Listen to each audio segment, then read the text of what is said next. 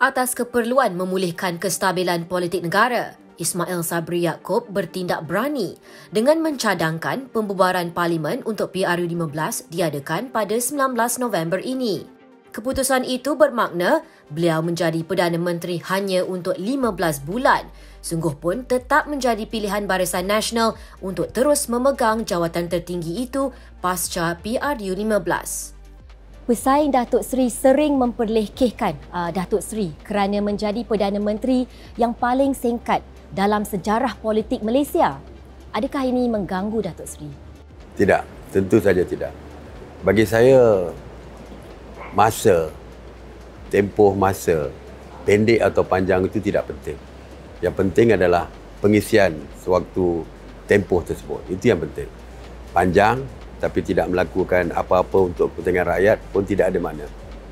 Bagi saya, amanah yang diberi adalah amanah yang mesti saya pikul dengan sebaik-baiknya.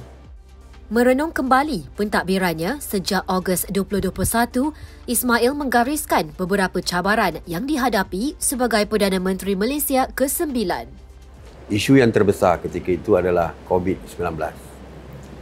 Waktu itu COVID sedang mengganas begitu teruk. Sewaktu saya mengambil alih pentadbiran negara, COVID ketika itu mencecah lebih daripada 20,000. Tak silap saya 24,000. Dan kematiannya begitu tinggi sekali.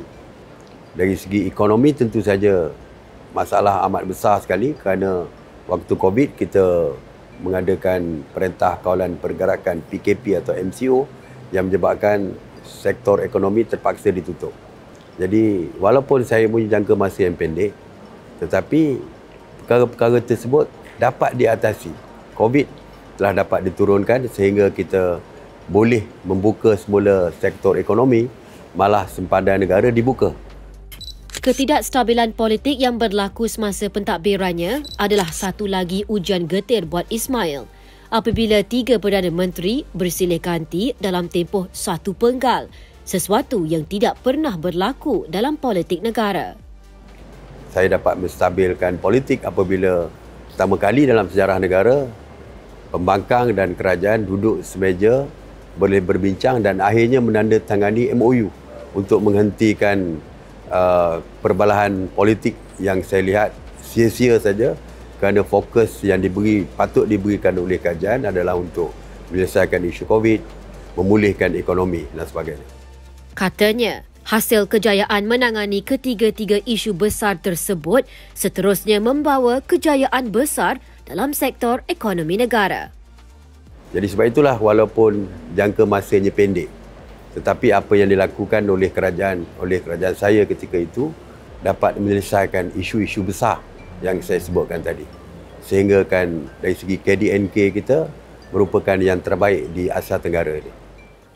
Ismail menambah, kerajaan pimpinannya juga membelanjakan 77.7 bilion ringgit untuk subsidi bagi 2022, iaitu peningkatan 100% berbanding tahun sebelumnya.